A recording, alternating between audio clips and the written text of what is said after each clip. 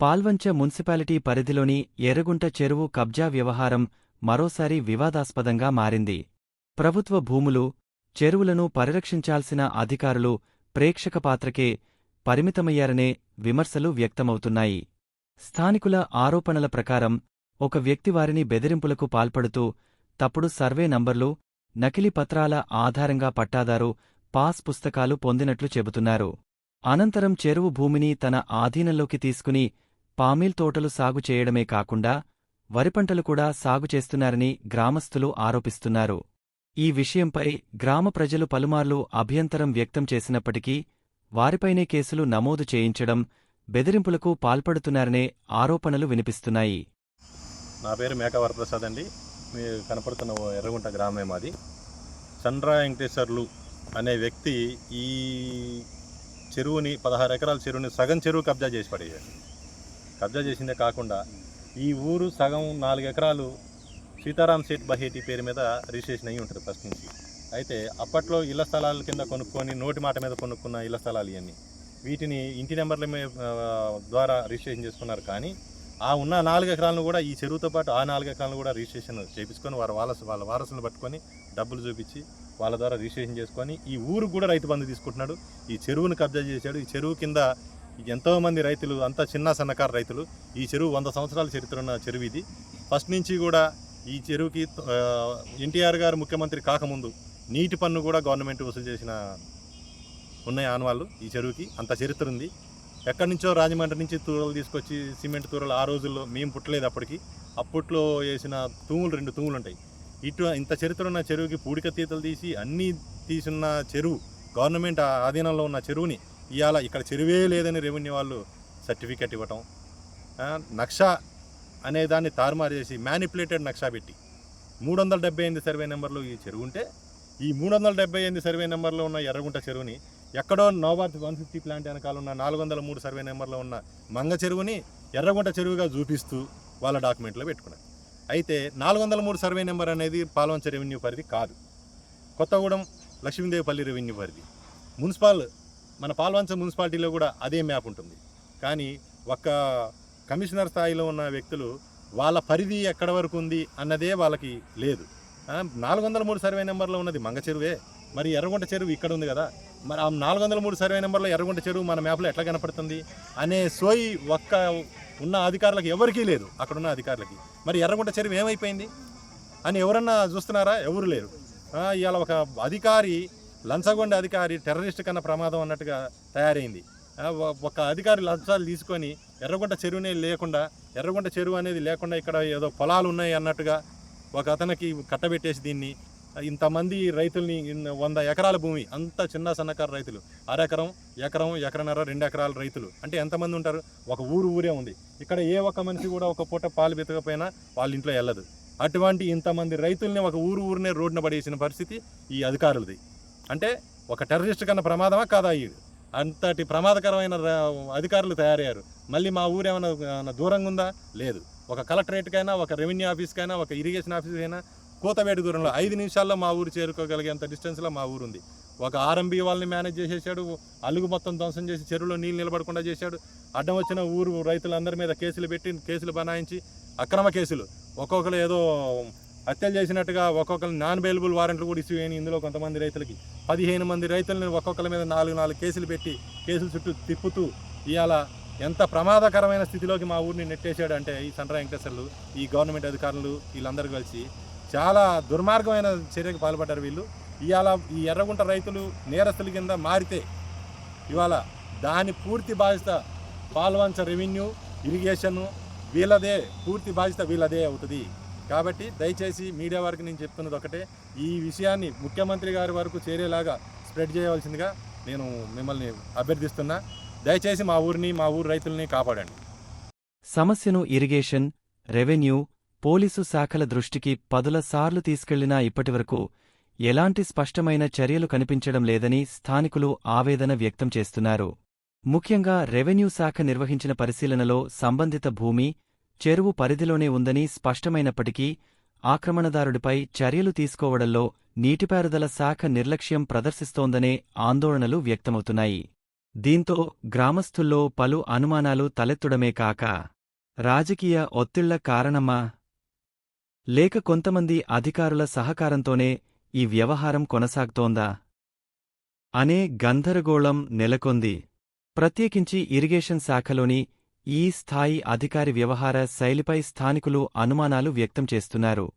ఫిర్యాదులు చేసినా స్పందన లేకపోవడం, చర్యలు తీసుకోకపోవడం పలు సందేహాలకు తావిస్తున్నాయని చెబుతున్నారు. నా పేరు Rani, deputy executive engineer, irrigation department, Palvancha mandal. Palvancha మండలంలో ఉన్నటువంటి ఎర్రగుంట గ్రామంలో ఉన్నటువంటి ఎర్రగుంట చెరువు 10 ఎకరాల 33 గుంటల విస్తీర్ణంతో ఉన్నది. దీన్ని మా మిషన్ కాకతీయ వెబ్సైట్ పోర్టల్లో సర్వే నెంబర్ 369, 370, 371 అండ్ 372గా నమోదు చేయబడి ఉన్నది. దీని యొక్క ఆయకట్టు వచ్చేసి 70 ఎకరాలు. దీనికోసము 2015లో మనకి మిషన్ కాకతీయలో ఎస్టిమేట్ సబ్మిట్ చేశాము ఎర్రగుంట చెరువు యొక్క పునరుద్ధరణ కోసం. అయితే దీనికి సంబంధించి శ్రావణ్ కుమార్ బెహతి అన్న ఒక వ్యక్తి హైకోర్టులో వెళ్ళి రిట్ పిటిషన్ ఫైల్ చేయడం జరిగింది. ఇది నా యొక్క పట్టా భూమి, సో ఇక్కడ వర్క్ చేయొద్దు అని చెప్పేసి. అందుకు తదనుగుణంగా గవర్నమెంట్ వాళ్ళు ఆ వర్క్ని క్యాన్సిల్ చేయడం జరిగింది. ఇది 2015లో జరిగింది. సో తర్వాత నుంచి ఏం జరుగుతుందంటే సండ్రా వెంకటేశ్వర్లు అని ఇంకొక వ్యక్తి వచ్చేసి ఇది నా సర్వే నెంబరు, ఇక్కడ చెరువు లేదు అని చెప్పేసి అతను డిపార్ట్మెంట్కి పలు లీగల్ నోటీసులు పంపించడం జరుగుతుంది. R&B వాళ్ళు కూడా అక్కడ ఉన్నటువంటి చప్టాన్ని తొలగించి రోడ్డు విస్తరణలో భాగంగా దానిని కూల్చివేశారు. సో అక్కడ వాటర్ స్టోరేజ్ కూడా లేకుండా అయిపోతుంది. ఇప్పుడు ఆ పట్టాదారు అని చెప్పుకున్నటువంటి వ్యక్తి ఏం చేస్తున్నారంటే దానిని చెరువుని ప్రత్యేకంగా అక్కడ లేదు అని చెప్పేసి చెప్పడానికి ప్రయత్నిస్తున్నారు. సో దీనికి సంబంధించి మేము క్లారిఫికేషన్ కోసము రెవెన్యూ వారికి కూడా పలుమార్లు లేఖలు రాయడం జరిగింది. సో రెవెన్యూ వారి రికార్డ్స్ ప్రకారం అక్కడ పట్టాభూమి ఉంది అని వారు తెలియజేస్తున్నారు.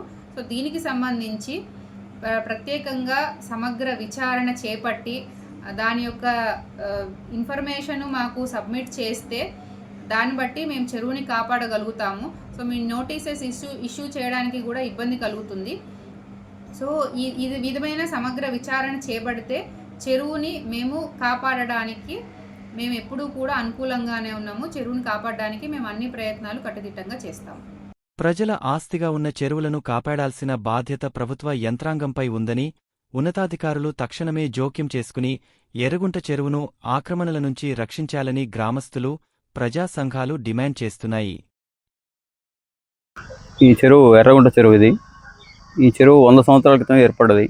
ఈ 100 సంవత్సరాల క్రితం జమలాపురం గోపాలరావు, అదేవిధంగా సీతారాం సేట్ వాహటి అనే వీళ్ళిద్దరూ వీళ్ళు ఇక్కడ ఉన్న భూముల్ని సాగు నీటి కోసం ఈ చెరువుని ఏర్పాటు చేసుకున్నారు 16 ఎకరాల్లో.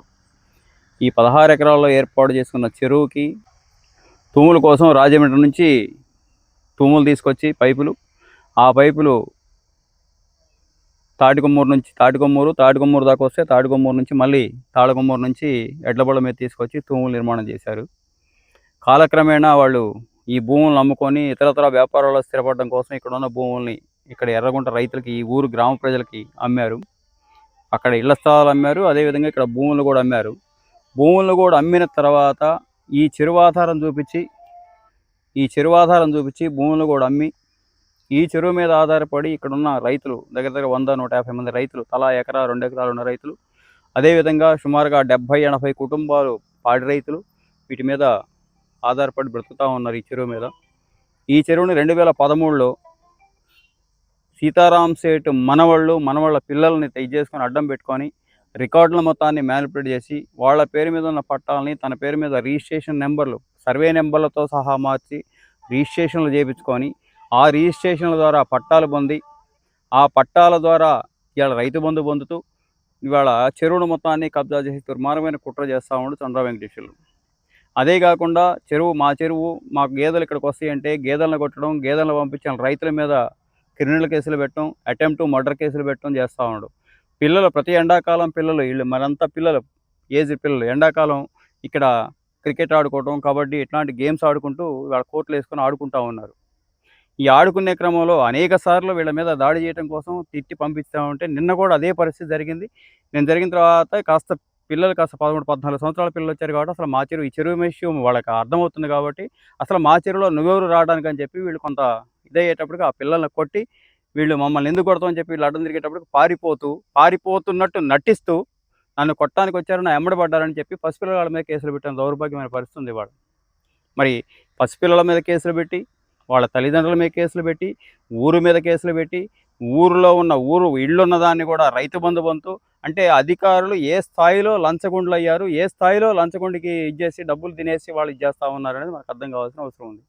ఈ పద్ధతిలో చేస్తున్న తర్వాత దీని మీద ఒక 10 సంవత్సరాలు 12 సంవత్సరాల నుంచి సుదీర్ఘమైన పోరాటం నడుస్తూ ఉంది. కలెక్టర్కి రిప్రజెంటేషన్స్ ఇచ్చాం, అదేవిధంగా రెవెన్యూ ఎంఆర్ఓ దగ్గర నుంచి మొదలుపెట్టి ఈఈలు సిఈలు మొత్తం అందరికీ రిప్రజెంటేషన్స్ ఇచ్చాం. ఏది ఇచ్చినా కోర్టు కేసులు అనే పేరు మీద వాళ్ళ దగ్గర లంచాలు మేసి కోర్టు కేసులు అనే పేరు మీద దీన్ని ఎఫ్టీఎల్ని ఇది చేయట్లేదు. ఈ చెరువును పూడికి తీపిచ్చి 2015లో 14,93,000 రూపాయలు చెరువు పూడికి తీతక డబ్బులు వస్తే ఆ డబ్బులను కూడా వెనక్కి పంపించిన చరిత్ర వీళ్ళది. అంటే ఇరిగేషన్ అధికారులు కబ్జాలు చేసే వాళ్ళకి సహకరిస్తూ రైతులను మాత్రం ఇబ్బందులు పెట్టే పరిస్థితి వస్తూ ఉంది. నిజంగా ఇరిగేషన్ అధికారులు కనుక పూర్తి స్థాయి ఎఫ్టీఎల్ వాళ్ళకి సంబంధించిన రికార్డులు మొత్తం తీసుకొచ్చి గతంలో జన్మభూమిలో జరిగిన పూడికి తీత పనులు కానివ్వండి, అంతకుముందున్న 82కి ముందు గవర్నమెంట్ ఏదైతే ఉందో ఎన్టీఆర్ వచ్చిన తర్వాత భూమి శిస్తులు రద్దు చేసిండు, కానీ అంతకుముందు భూశిస్తు రసీదులు ఉన్నాయి. దీని మీద సాగునీటి పన్ను వసూలు చేశారు. వీటన్నిటిని ఆధారం చేసుకొని ఈ చెరువును కాపాడాల్సిన బాధ్యత, ఈ చెరువును చేయాల్సిన బాధ్యత రెవెన్యూ ఇరిగేషన్ అధికారుల మీద ఉంది. ఆ పద్ధతిలో రెవెన్యూ ఇరిగేషన్ అధికారులు ఈ చెరువుని ఎఫ్టీఎల్ ఏర్పాటు చేయాలా. అదేవిధంగా వాళ్ళు చొరవ చేసి ఇప్పుడు ఈ గ్రామ రైతుల మీద పెట్టిన కేసులు అయితే ఉన్నాయో వాటన్నిటిని ఎత్తేయాల్సిన బాధ్యత వీళ్ళ రెవెన్యూ అధికారుల మీద, ఇరిగేషన్ అధికారుల మీద అని చెప్పి మేము తెలియజేస్తా ఉన్నాం. ఖచ్చితంగా ఈ చెరువుకు సంబంధించి రేపు 6వ తారీఖు తర్వాత ఈ చెరువు మీద ఏ విధమైన చర్యలు లేకపోతే ముందుగా రిలే నిరాహార దీక్షలో 1 వారం రోజుల పాటు రిలే నిరాహార దీక్ష చేస్తాం.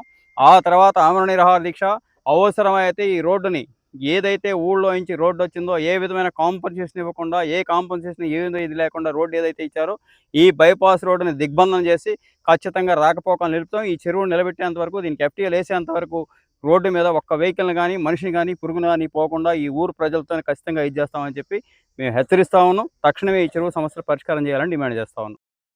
ఎర్రగుంట చెరువు వ్యవహారంపై అధికారులు ఎలాంటి చర్యలు తీసుకుంటారు? ప్రజల ఫిర్యాదులకు స్పందిస్తారా? లేక ఈ కబ్జా వ్యవహారం ఇలాగే కొనసాగుతుందా అనేది ఇప్పుడు స్థానికంగా చర్చనీయాంశంగా మారింది.